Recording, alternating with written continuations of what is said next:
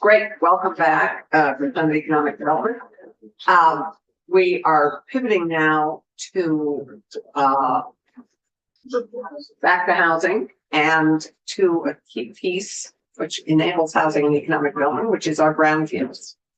And is Mike O'Grady's part of the world. And so I would ask you to pull out your housing bills. And Mike, would you introduce yourself? And we're still operating from draft 2.2 that Cam gave us Monday, I think.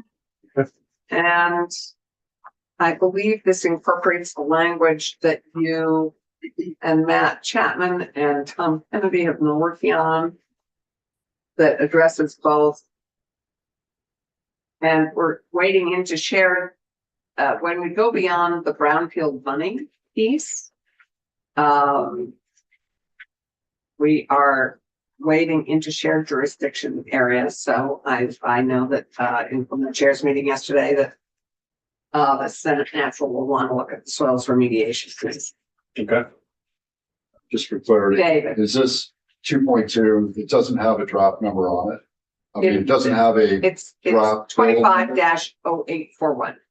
It doesn't have a bill number because Doesn't it's have a bill still, number. it's still. But it still hasn't been interested. So you're gonna do it as a will committee soon as bill. Okay. And it Right, doesn't right. get the bill number. So my question is this the one that's titled Project-Based Tax Increment Financing for Housing Infrastructure? No, that is what John Gray gave us yesterday. This is draft 2.2 of 25-0841, We're putting that up. which is Cameron Wood. Is that going on the website? It's on our website already. Under Cam's name, under or under Monday's testimony. Either way. So can I, And you have a printed copy too. okay, so this is Mike O'Grady with Ledge Council. Can I ask a threshold question? Do you all know what a brownfield is? A contaminated site. That's basically correct. It's real property. The expansion, redevelopment, or reuse of which may be complicated by the release or threatened release of hazardous material. It doesn't include sites that are surplus sites. It's listed Sorry, as what sites? Superfund Oh, site. super site. Okay. It's a facility that is subject of any state or federal administrative. It is not one of those. It's not facility subject to a court order. And that's basically it. So it's where there are issues with hazardous material that complicate its expansion, redevelopment, or reuse. Part of that discussion kind of trends into something called development soils.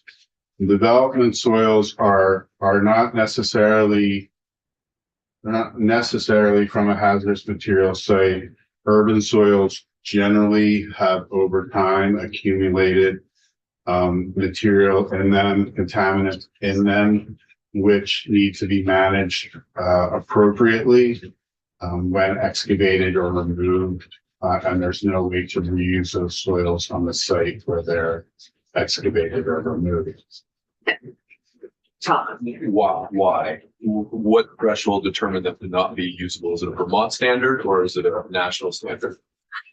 Well, it's basically both. Yeah.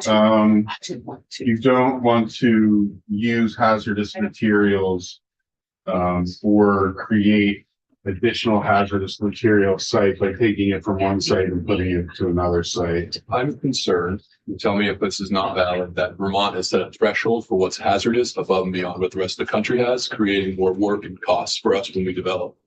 I don't think it's inaccurate to say that Vermont's soil screening levels, soil levels are, however you want to characterize that, more protective or more restrictive than those in other states.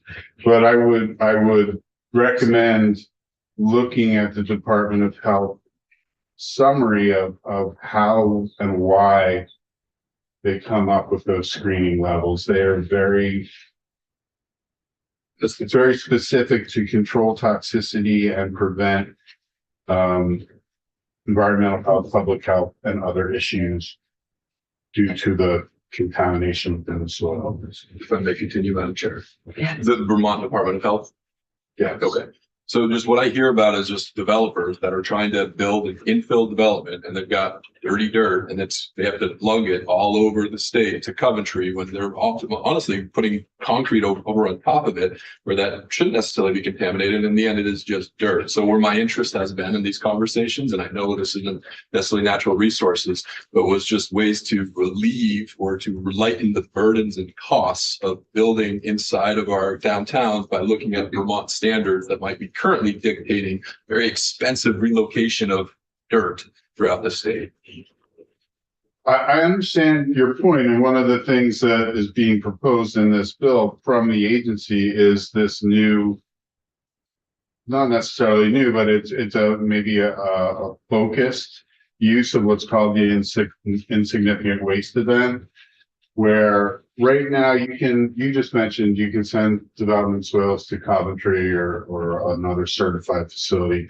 And there's also something called a categorical facility, which is to be used for less problematic waste, but no facility has been certified for development soils. So what the agency is proposing is to use an insignificant waste event approval. And it's not a full facility certification. It's where you can take soils or other waste, because it can apply to other waste, which is generally considered to be less harmful, and you manage it at that site if it meets certain conditions. And it's temporary though, it's not a full facility. So you find a place where the developer can take that soil. It doesn't have to necessarily truck it to Coventry or somewhere far away. It's going to be going to that site for disposal if it meets these criteria. And it doesn't become a full-fledged site either. It's a facility where you're dumping and dumping and dumping and dumping because it's a limited duration authority. And so you give some relief. Probably the developer's going to have to pay for it. I'm not whitewashing or you're going to have to pay. But it should be less costly. Should be considered. It will definitely be.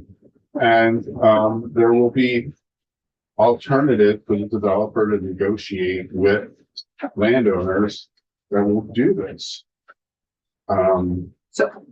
So would it make some sense to walk through the proposal and understand it? So we're suggesting a fourth category. We have contaminated brownfield sites, we have development soils, we have, so I think it would be helpful for us to and urban soils. So all the soils are beginning to confuse me. And so we now adding insignificant soil. So why don't we walk through what's proposed? It's not that the soils are insignificant, it's the event, it's an insignificant waste event.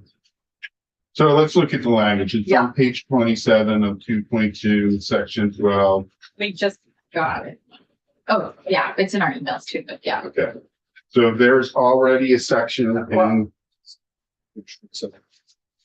I've got one copy. So I'm sorry. Page 27, you said. Yeah, page 27. It's section 12. Section 12, there is already a section in statute related to the management of development soils. You're adding to that a new subsection. Subsection A, page 27, 6604C, subsection A.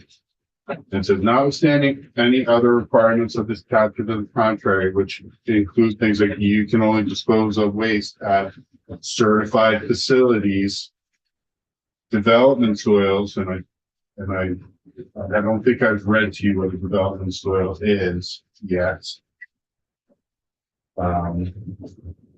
Development soils mean unconsolidated mineral and organic matter overlying bedrock that contain polycyclic aromatic hydrocarbons, arsenic, or lead.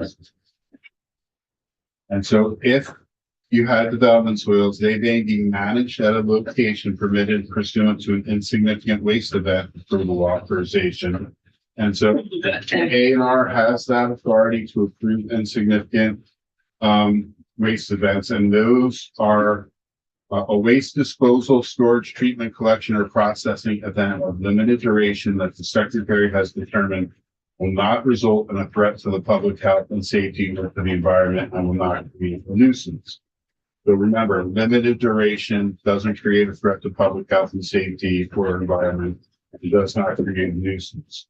So for development soils, A&R will authorize that under the solid waste management rules if development soils are generated from a hazardous material site not pursuant to a corrective action plan or a soil management plan.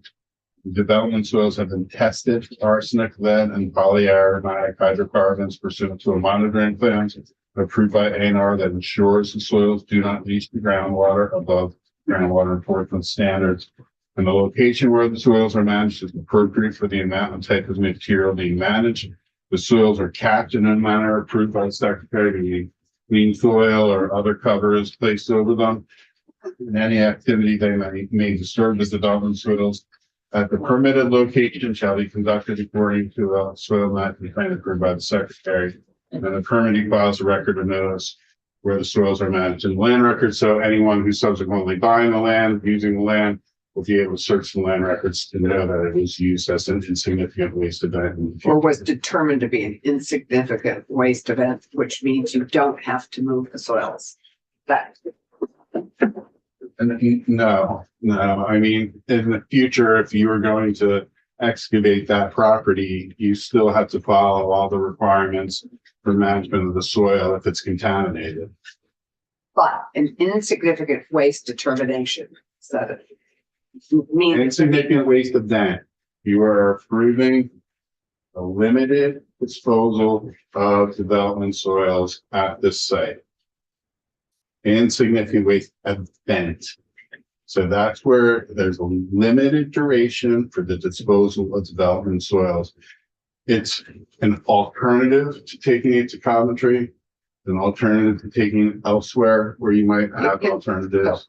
okay. It's also an alternative to keeping it on site, right? So the event could also be the disturbance of the soil and saying we are going to limit the disturbance of the soil. Well, you can manage development soils on site. It's Right. just that you usually don't have enough space for what you've excavated to manage it on site. So what does that mean? I mean, really, so you have to excavate it, right? So So you've you- excavated it And you basically created a waste that needs to be managed in a Mhm. certain way. and it can't be cleaned. It's not like it's it's just being disposed of. I don't know if it can be cleaned. I never even thought of that.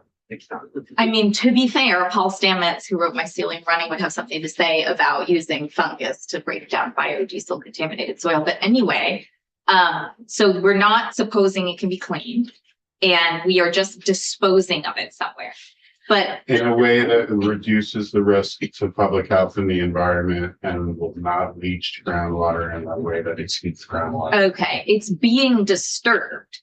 It's being pulled out of the ground. Right, it wouldn't be subject to these requirements unless it was excavated or disturbed. So we've determined that there's a way to excavate it from the ground that has less of a public health impact than trying to leave it undisturbed. The excavation occurs because of the construction. Right, because you have to, or whatever you're constructing, foundation, infrastructure, et cetera, you have to do excavation, and because of site limitations, you might not be able to manage it as cover or fill or anything else on site. So you now have a pile of dirt that is technically a solid waste that needs to be managed in a certain way. It could go to a categorical facility, but we haven't approved any. It could go to Coventry, but people believe it's expensive and it's transported too far. New alternative insignificant waste event where the developer negotiates with the landowner as approved by ANR for disposal where it's not going to create a public health or environmental issue and not exceed groundwater levels. Okay, because I guess my question is there a policy question here that we have set the thresholds such that we are creating more of a public health question than we are solving one? Like, if we say, okay, we've tested this and it meets these thresholds and every other state or wherever else has it here, now having to exhume it from the ground and truck it somewhere, have we evaluated whether or not that is a more sound practice than leaving it where it is? Well, again, you have an amount of dirt that probably can't just be used on site. Should be relocated.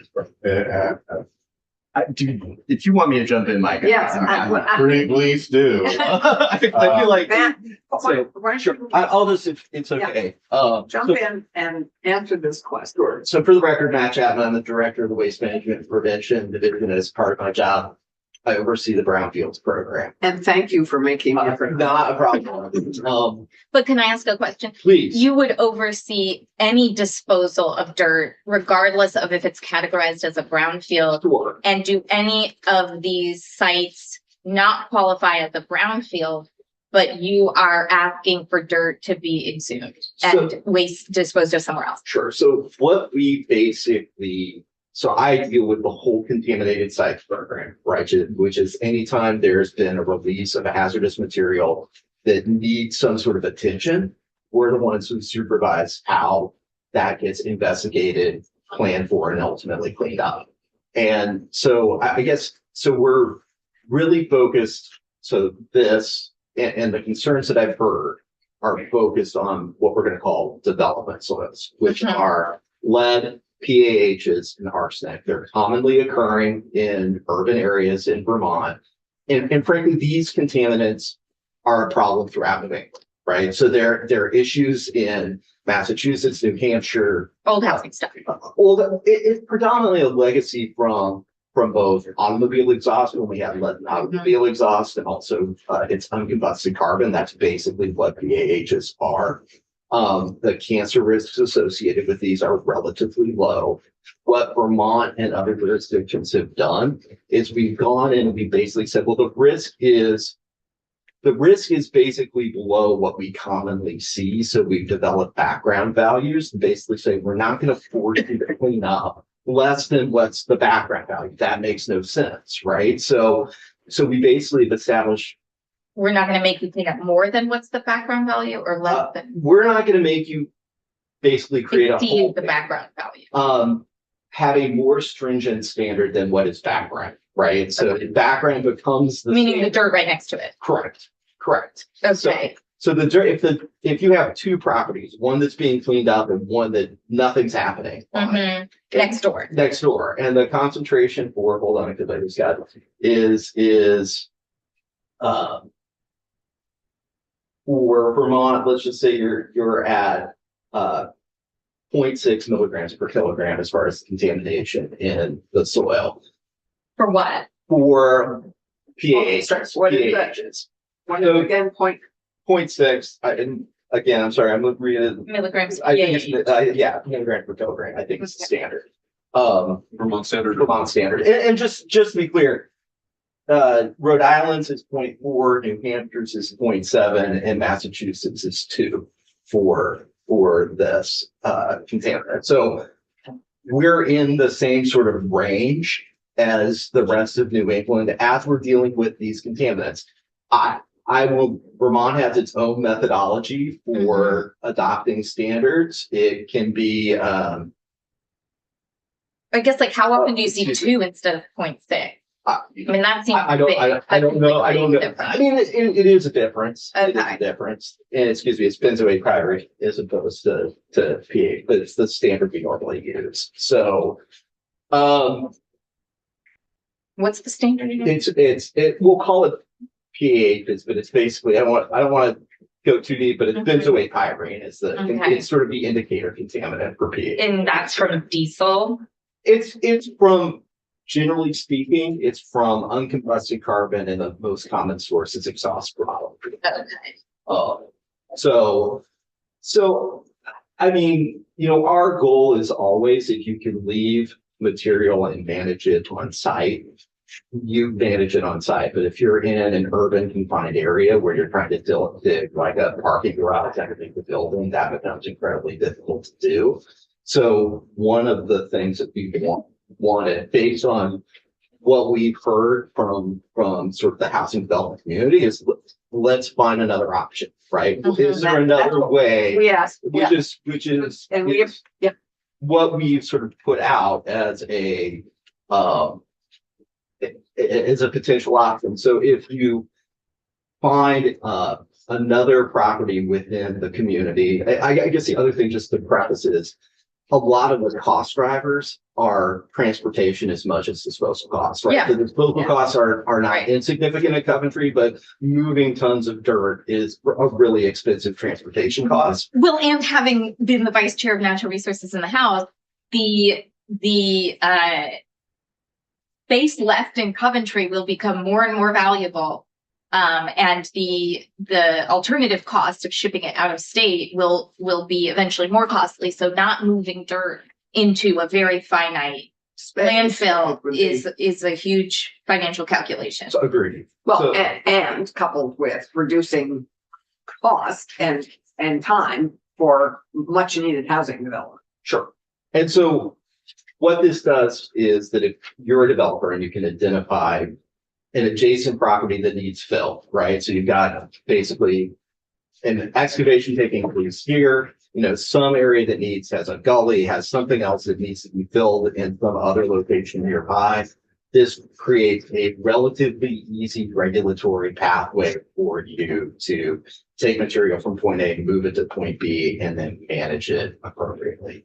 I like that, what that sounds. Use the word adjacent. So does it literally have to be adjacent? No, it doesn't have to be within the same municipal boundary. What are the But it- parameters? It could be close by. Well, I said adjacent just because of transportation costs, but there's not a geographic prohibition on. Well, and what are the threshold parameters? Because let's say that soil is 0.6 and they found a site that's at 0.4.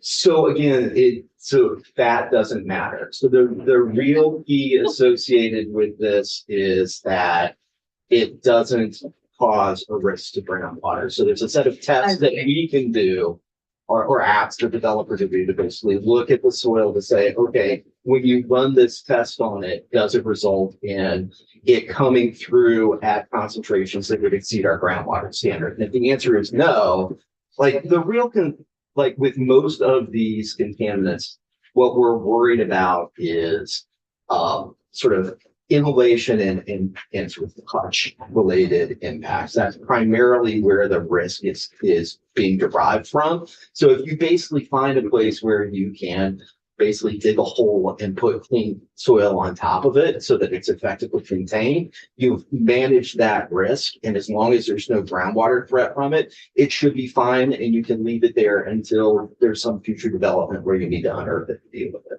Thomas. So I really like the sounds of this. Sounds very reasonable, and it seems like there's support from the administration, which is great. But you understand these processes and these costs a lot better than I do. Do you contemplate? Do you speculate that the cost for finding those sites and going through that process is ultimately going to likely be less than the cost of shipping that dirt to Coventry in the current state?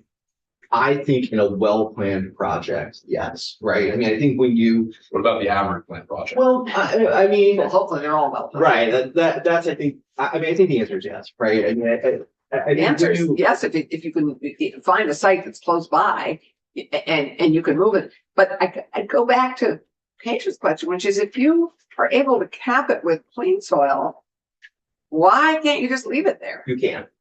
So like you can always manage material on site. If you have it big. Right. Yeah. Right, like, right, and You that's, need space. But if you've disturbed it and exhumed it, then it's a You weighted item. can't management on site. I mean, Right. think of a downtown hotel where they have to dig out that foundational basement, Yeah. which is, well, and I guess. But could you make like a mound out of it? Like a Yes, septic mound or It's something? so to be clear, I mean, one example, and you can see it is pretty nearby, if you drive down Route 2 to the roundabout, you look at the Windjammer location there was actually coal tar contamination. They basically build a huge mound to manage that soil on site, and it's managed there. And that's fine. And if you have the space on your property so that you can actually physically manage it there, that Okay. works. When you're in downtown Burlington and your space Yeah. confined, right? Like that's So their that's- only options have been manage it on site or go to Coventry. well, we've created other options, right? And The so This categorical- creates. this creates yet another. No, I know, but if they're right now, what are their Yeah, options? It's managed on site or go to Coventry. Okay, that's Yes, what I'm asking. yes, yes. Okay, so we're creating a reasonable middle Right, ground. right. And that is what we had asked ANR to work with us to do, and thank you for that, this work, and that's what you see in this proposal. Right, Yes, I mean, that's what it would do. It's not a silver bullet, That's fair. because it'll be about managing with the receiving site. You know, how much dirt, how much the soil is going to be disposed, how much they are going to pay for the disposal of that. But it doesn't have, so everyone keeps bringing up that at Coventry, it's lined and it's monitored and it, and that feels like overkill for soil that is similar to the soil anywhere else in this area. Is that they wouldn't have to right. have all kinds of new, like, I high think when security levels. When you say similar to the soil in the area, I think that's a very good way to view it. Okay. They They don't need to like line it and, I mean, the act like it- converse is people are saying you're gonna nuclear move something that Yeah. has carcinogens in it, because they are right, carcinogens. Yeah. You're gonna move it somewhere else right. and potentially. That would be like create perchloroethylene benzoate is also a- carcinogenic. Also all carcinogenic. bad, Right. the worst. Right, and so the people will say you're just moving a carcinogen from one place to another place, Right. but your statement that it's going where the soils are similar or will not create a Mhm. risk to the groundwater, I think is really the key point here. You're not Mhm. creating more environmental health issues. You're managing something that's a relatively low environmental risk in an appropriate way. Okay. That's a question. Yeah. So how common is it to find spaces that will likely not impact groundwater? Could farmers with 150 acres very likely find a big spot there that you just throw the dirt over there and it's not going to impact the groundwater? I wouldn't be surprised if farms find some land that will be able to do. And this would be relatively easy in your mind. Really? Okay. Yeah, I mean, I think that if they have a spot in their field that they want to fill and put, 18 inches, 24 inches of soil on top of it. It's got a lot of ledge and it'll percolate and that's probably where it's going to go. Well, so again, I mean, the concern that exists out there is that the material itself isn't going to pose a risk. So you could put it in an area, as long as the material itself isn't going to pose a risk to groundwater, then we're hopefully testing out of there being a risk. So this new option would allow for farmers out there to say, yeah, I'll take your dirt and it's pretty much a good spot. That proves that you're approved. That we're approving and permitting, yes. Sounds great. Options are everything. I love talking about dirt. I feel like I always throw a wrench in my own gears here. But what's interesting is I wanted us to have this conversation here. But if this piece remains in this bill, it needs to be sent to natural I've resources. already been in touch, and Uh-huh. they're going to look at, they're not going to take, I don't think they're going to take possession, but they're going to review it. You don't think they're gonna take possession? No, I don't think so. Okay. This grew out of asking ANR to make in the brownfield discussion to making housing a priority, which they hadn't done before, and so putting housing brownfield cleanup ahead of other things. And so Matt, would you speak to, and that's where this began, and then we talked about the other big issue, which is soil, having to move soil. And how could we simplify that and make it easier for housing development? And so that's how these two proposals came about. So Matt, you want to speak to the priority also? Sure, so I think it's the next section in the list. It basically tells ANR, it's pretty straightforward. It tells us to give priority to housing projects. So to the extent that that we have something come in, that housing project gets moved to the top of the stack effectively, and we reprioritize our review to focus on the housing project over other developments that may be pending. So it's a priority setting. That means that obviously that some projects are going to get delayed, but that is a choice that I think we're comfortable with and wanting to like get legislative approval and authorization. In this crisis, we would appreciate that, Can, which is, And I was asked in-house environment, will this mean that housing will have priority access to the funds? It doesn't say priority access to the funds, but if you're a priority in the process, you're probably going to access the funds sooner than other projects. So that's something to be aware of. I think that's fair. well, and in part, that's what we're also asking for is more funds. well, my last question is, because we're about to talk a lot about infrastructure. Is this appeal, like this new path, can that be appealed? It can, yes. Action of the secretary is appealable, and so approval is an action of the secretary. It's appealable. Could we make this not appealable? It's moving dirt. Is the move to Coventry appeal, is every option appealable? Which one's not? appealable? Disposing of your soil at Coventry is not a Then I would add this to that category if we can. It's moving dirt. Well, that's because they don't need an authorization Mm, to dispose of solid waste at a certified facility. You need an authorization for the insignificant waste of that. so that still triggers an appeal. correct. Can we set a higher threshold for appeal? To court reform, to put the costs on the person appealing? Yeah. And the number of people that have to sign on for the appeal? Is Coventry the only place in the state that meets the criteria for not having an appeal? No, I mean, it's just that because the activity is already allowed, it's Mhm. not a permitted activity.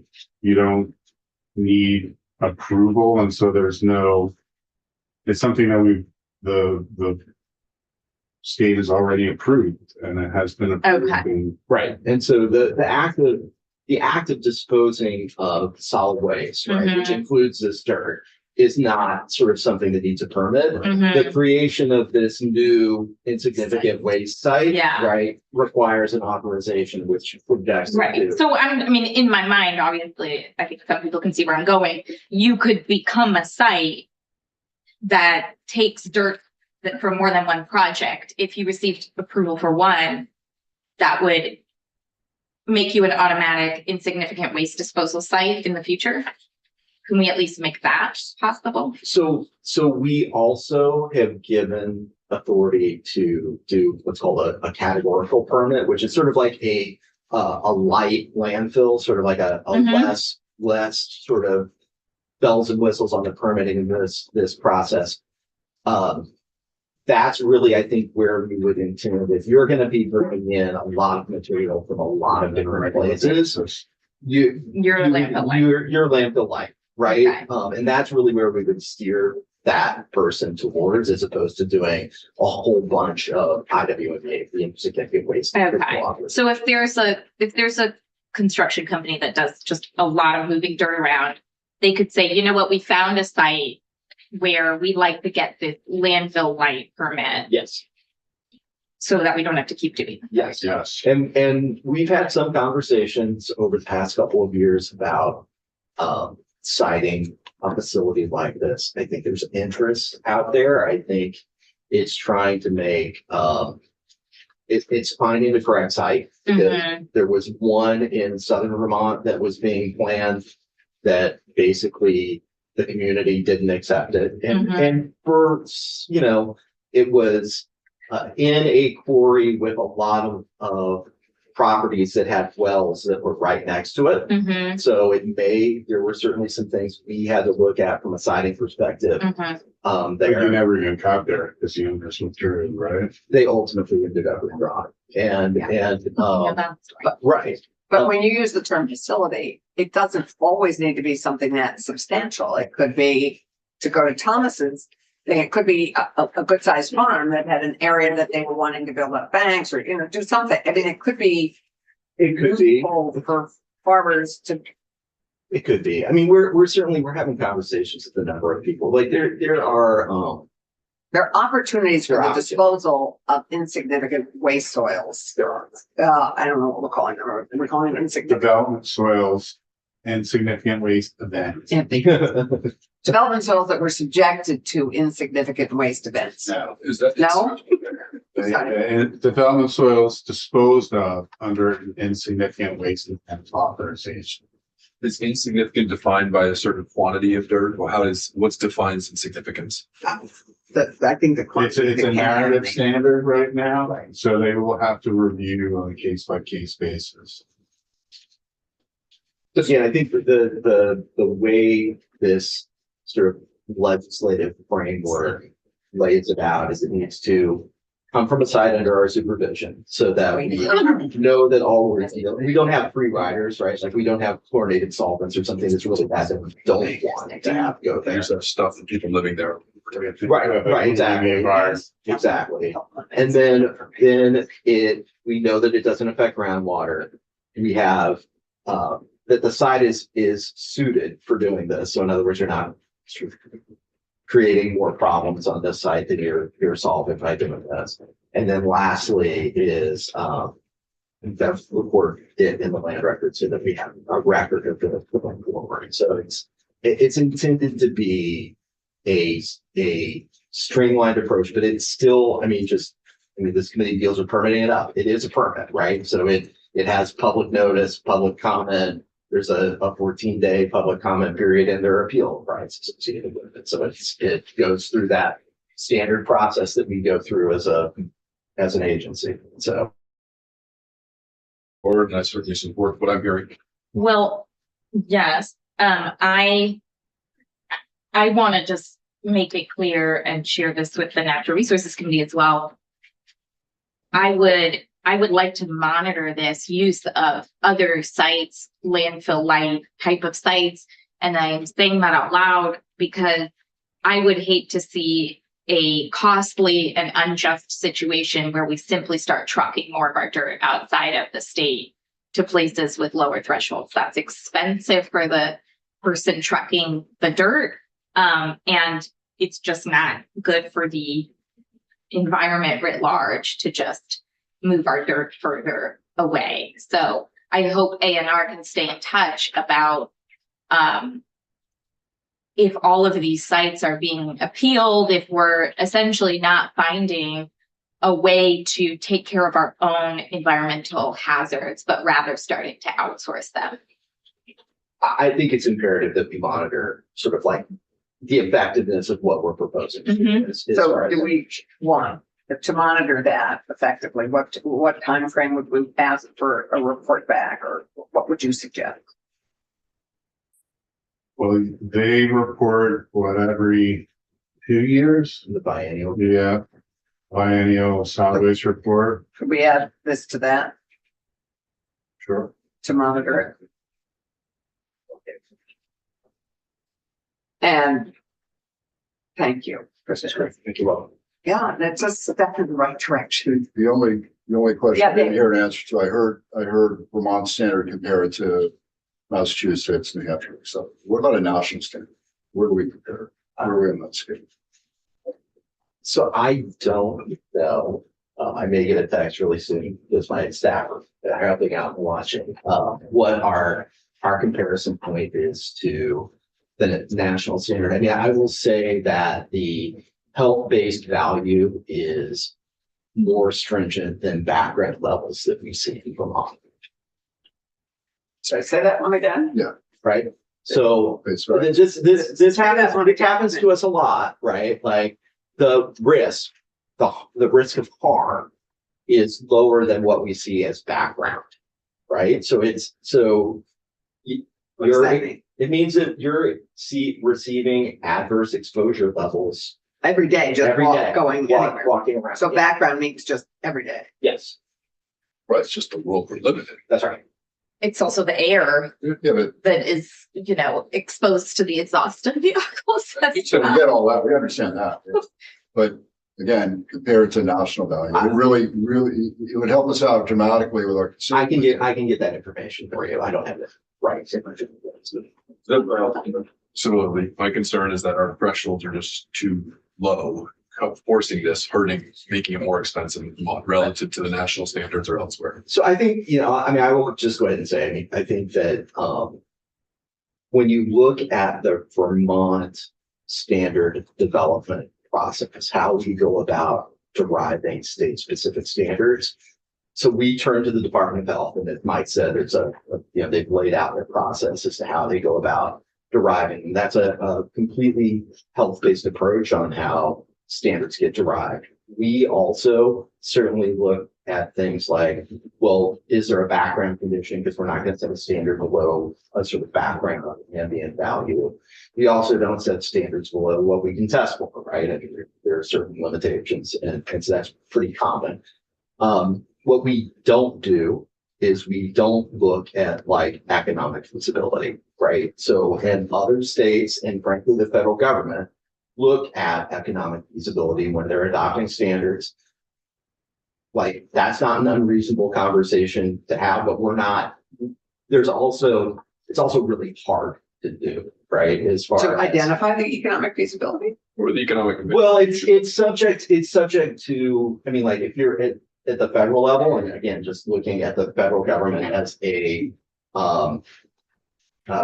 analog, they look at like an incremental health savings. So for each increment, how much, right? And that's a really expensive economic and health analysis to go through. Right. And one that's really difficult at a Vermont level to replicate.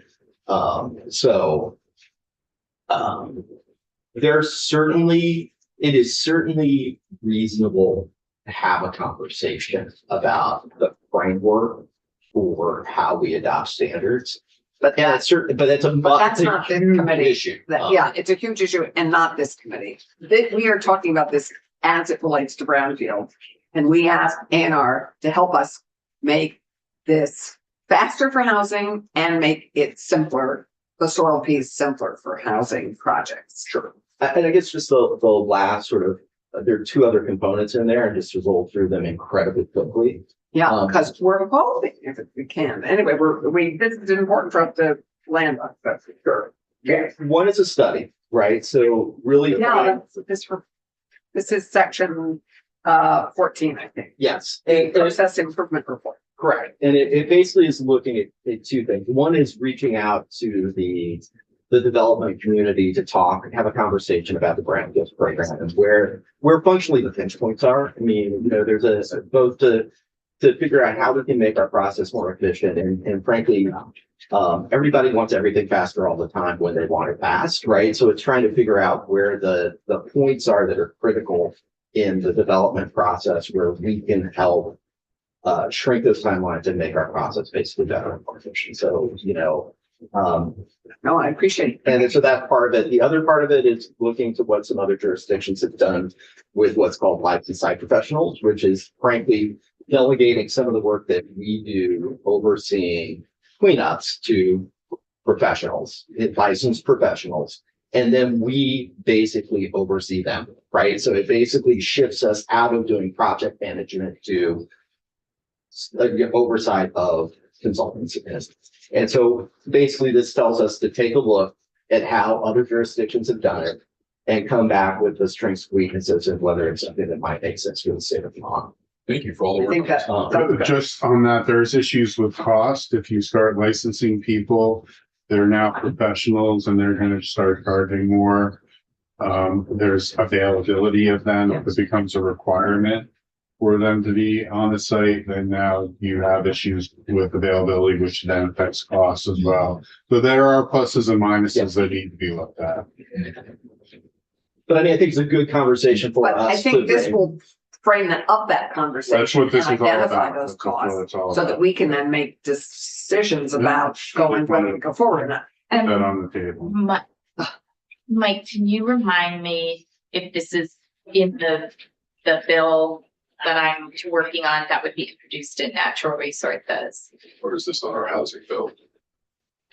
This is in our housing, I but have this not is looked, just for brownfields. right, I haven't looked at Ellen's bill. There is brownfields language in Ellen's bill. I think this is one of the It's right subjects that is. Yeah, if it's the same language that you all Okay. paved, both, I think it's so, just so folks know, because the request was made by the chairs that anything squarely natural resources oriented be introduced directly into natural resources. There's another bill forthcoming, hopefully tomorrow. And I still think we should understand it in this committee, but I just want people to know that the larger question will be taken up by natural resources. which is great, but in terms of, our housing, just at the moment, I think these are three that are really helpful for us at this moment. There's a fourth component. There's. And the fourth is the money, right? Money, right. Well, and again, just to clarify this for the committee, right? This is not new money. It was previously appropriated money, but it's moving it in a way that makes it more flexible for us to spend. Right, and we have had a request to add to that from the RPCs.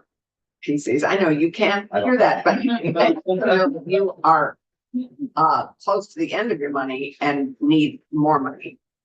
For us, if we're gonna create more housing in the areas we want it, we need to be able to clean up more of these brownfields. So we are hoping that we are enabling more housing by financing more brownfield cleanup. And making it simpler to deal with soil remediation and And you want to, and prioritizing housing with ANR and for brownfield cleanup. monitor how the Yes, so that's an additional significant piece waste we can events add that. under Yeah. in the biennial Yes, solid waste. report. thank you. You could add that language, that would be helpful, but I think if the committee's okay with this, I think we're in a good landing spot on this. Yes? Thank you, ANR. Thank you, Michael Brady. And with the committee's indulgence, before we take, actually, everybody's here early. We're not starting at 12:15, guys. We're gonna switch gears again and go to Sophie because Keisha had thought, well, our technical correction bill might be ready to vote out. So we have the commissioner and Dirk on Zoom, and we have Sophie ready to look at the Department of Labor technical corrections bill, which has been worked on, big up, and While she's coming up there, I just want to say on the record, I don't know if Matt is listening. Matt, we need your attention.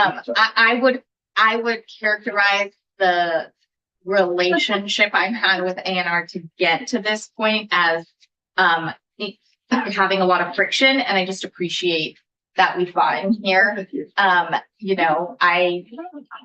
feel like I push really hard so that we can at least get here, so that we can do the right thing by the economy and people who need housing. And I hope we can do this on other areas of permitting as well. But thank you. Here, for yeah, getting us this far. thank you, because we had a very productive conversation, so, and I'm glad it resulted in it. Thank you very much. You're welcome. Yeah, Mike has a question. Do you, on your other bill that I was drafting for you, do you want me to make that as the short title? Yeah. And then I'll introduce it. Yeah, thank you. Thank you. I'm gonna vote this out, and we're gonna start at 12. We're then gonna rush to get lunch, and then come back. Okay, here's the new Okay. council corrections bill. Thanks. Yes. Yeah. We'll do that. Yeah, I figured. Do you want to copy that? We're just gonna make every moment. Very nice. Which one? Mine will be better. Okay. This is yours. Okay. Yeah, I have one extra one. There you go. Okay. Wearing many of our hats. We're in a labor hat at the moment. Thank you, Joan. We have some updates for you. Excellent. Yeah, well, we hope you're gonna think that. Excellent. Okay. We are looking, welcome Commissioner, welcome Dirk. Thank you for all your work with Sophie. Thank you for your getting to guests. I know there are some changes there. Sophie, let's look at what the updates are here and let's see if we're in a space to vote this out. So for the record, Sophie Zadatny from the Office of Legislative Counsel. The highlighted version that you have in front of you seeks to capture the feedback from Monday's meeting and the changes that were requested. So on page 1, just reflecting that this would be the committee's bill before it was, I mean, it's still a draft, but it's draft 2.1 of 25-0912. On page 2, this is to address the rulemaking section and adding in some language that was recommended based on the feedback from Damien Leonard from the Office of Legislative Counsel on Monday. And so this adds on page 3, it adds in additional procedures just to make clear that if this expedited rulemaking process goes through, the Department of Labor would still need to submit the rule or standard for filing with the Secretary of State. On page Great, so thank you. And that DOL, Dirk and Michael, you had a chance to look at this and you're okay with that? Addition? I'll defer to Dirk. We did get it this morning, right before this, so I know we've both taken a look at it. Yes, thank you, Madam Chair. Dirk Anderson with the Department of Labor. And I am looking at draft 2.1, which again, we got this morning. I've reviewed the changes to section 1 and section 2. And I am fine with that. Anything that will assist us in expediting VOSHA rulemaking. I think these changes are certainly reasonable and they're fine with me. Right, thanks. All right. On page 4, line 8, this just adds that clarification that if the Department of Labor is going to propose a rule that's more protective than what's required by the federal standard, the new language is, or if they add a rule or standard that's not currently required at the federal level. So again, if they were to add a health or safety rule, they would need to go through the formal rulemaking process for that. That's line 4 on page 4? No. That is on page 4. It's line 8 and 9. Okay. Yes. There you go. Got it. Okay. All right. And then just clarifying that, just some clarifying language on line 13 and 14, that the request of 25 or more persons made in relation to a rule or standard proposed for adoption is just clarifying what that request of the 25 people would be related to. I did receive some information from Rowan at the Department of Labor that she had reached out to Liquor and Lottery, and they have not had any 25 people requesting formal rulemaking. So, section 2 and section 4, this was the repeal piece. The committee had indicated interest in having this expedited rulemaking process for 3 years and then taking a look at it. So section 2 would effectively undo all the changes that are in section 1 and go back to what we currently have in the statute. And then section 3 is unchanged. Section 4 just again would undo the expedited rulemaking. And then at the very end for the effective dates, you know, it correlates that those two sections would go to effect in 2028. On page 8, in a clean draft of this bill, given that are we going to still have to eliminate all this? Yes, I guess we will. yeah, because if you, Yeah. right, you can't just revert back without actually Right. putting the change in. Yeah. On page 8, section 5, this now takes away the may, that's discretionary, and adds shall. So if the commissioner determines that the unpaid wages were willfully withheld by an employer, the order for collection shall provide that the employer is liable to pay an additional amount. Right, and then jumping ahead.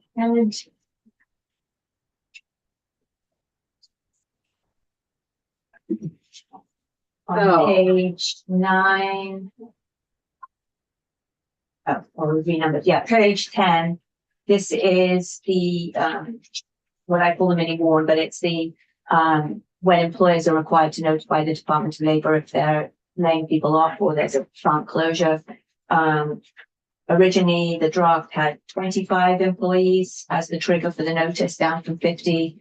Based on the conversation on Monday, it's now dropped down to 20. So before it was 50, under current law it's 50, now it would be 20. And that change is reflected on page 10 and page 11.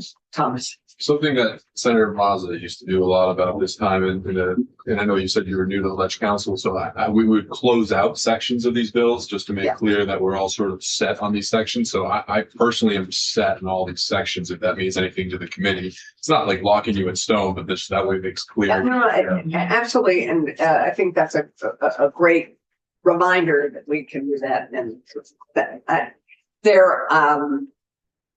I do know there are some concerns about taking it this low. I've heard, and Bill Driscoll is testifying tomorrow about this. But I also know there's a time if we get this passed and over to the House, they can have that further conversation, but I'm fine with this at the moment. And if the department's fine with it, I'm happy to move forward.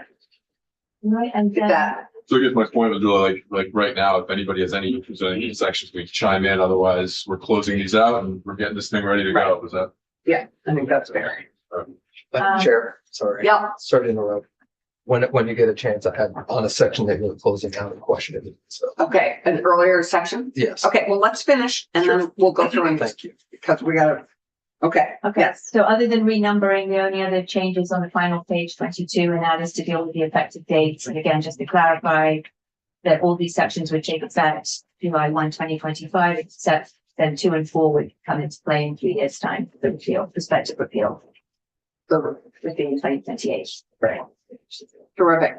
Before we go to David, Commissioner and Dirk, anything additionally? I don't believe so from this end. You're, Not Good. for me. Nope. Thank you. yeah, no, thank you for bringing us this bill. David. David Mickenberg here on behalf of Working Vermont. Quick question on the expedited rulemaking. Just to clarify that there will be no LCAR review through this expedited rulemaking, right? That's correct. Okay. Unless there was a request by 25 or more people. But, and typically, because the rules that are adopted are really just exactly the rules that are coming down from the federal Yeah. government that's gone through an extensive notice and comment period. Yeah. Yeah. Just even within just for context, even with the parameters of federal OSHA, we have had issues that have come up that we've had to talk to LCAR about in the past. So it's understanding this, just where it is, and not trying to hold anything up, but just. Yeah, no, and I would take that Yeah. conversation to the House. Yep. And then just to clarify on the date change, on the last section to 2026. So when the department came in initially, we talked about not doing anything except for extending out the date change for the database or the mainframe or whatever we're calling it in terms of the additional benefits, the UI benefits. Is that reflected in that July 1, 2026? I So don't not see 26, I see This is, 25. page 22, the last page. We had talked about, the department had requested that we eliminate the additional benefit, the maximum that we had negotiated a few years ago in terms of this. Yeah, I just want to make sure that that hasn't been eliminated, that all we have done is push out the date for compliance with the mainframe. That discussion was taken off the table and is not in this bill, I don't believe. Okay, it's just yeah. they just extended the date to 2026 for compliance. Okay, Madam Chair, if I may. Yes, Michael. Just for the sake of clarity for all, just as a reminder, the original was a bump to the maximum weekly benefit of $60 that would go away eventually and would become $25 for all, not just those receiving the maximum benefit. And all we're doing is extending the date before that change takes place. So the $60 would continue until the go live of the new system in 2026, in which case it would then switch to $25 for all claimants. Right, and so we can have that further conversation. Understood. I just wanted, yeah, thank you for the clarification. Yeah, no, that was not right. Are we gonna vote it out? Yeah, so I think committee, if we are ready to check off all these sections, I am ready to entertain a motion to move this bill. Senator Weeks is our scribe. Have a clean version. Yeah. Oh, thank you. We will need a clean version. So I need a motion. Right, committee bill of drafts number 2.1 in front of us. 25-0912. And might we consider a title of this bill, the Department of Labor Technical Corrections? Amended motion. Is that what you would have? The current name is an act relating to rulemaking on safety and health standards and technical corrections on employment practices and unemployment. Oh my God. Sure. It's on page 2. Oh, it's on page 2. That's right. It is page 2. Right. That is, I guess, fine, but it is awfully lengthy. Is it not? Might we consider something? Well, I'm happy to stay with that. I like that. Okay, fine. Great. So a motion's been made. We have a second. Do we have a second or I said, do we have a second? was that Randy? Randy, okay, great. So we're all those in favor of voting out positively, draft 25-0912, draft 2.1. We'll call, would you be kind enough to call the vote? I'd be happy to. First up, Senator Brock, Yes. Senator Chinden, Yes. Senator Ron Hinsdale. Yes. Senator Clarkson, Yes, and Senator Weeks. right, So it's 5-0. great. And if there anyone who's hankering to report this, would you like to, Thomas? I'd love to. Okay. Thomas has always been our technical guy on finance. Oh, happy. Well, Nobody else. An unknown talent. I have not to add to your many talents. But I didn't want to take this, Senator, you'd like this. No, go for it. I'll watch your performance. I'll improve. I'll lessons learned. But I'm looking at what the next bills are and maybe it was a long. You'll have second. I think we're going. A lot of the other bills will do hopefully have different people do different sections. So thank you, Thomas, for taking this on. Thank you, Sophie. Thank you, Commissioner. Thank you, David. Thank you, Dirk. Thank you, committee. Thank you, and thank you, committee. I And mean, I just mean, are we leaving? so we're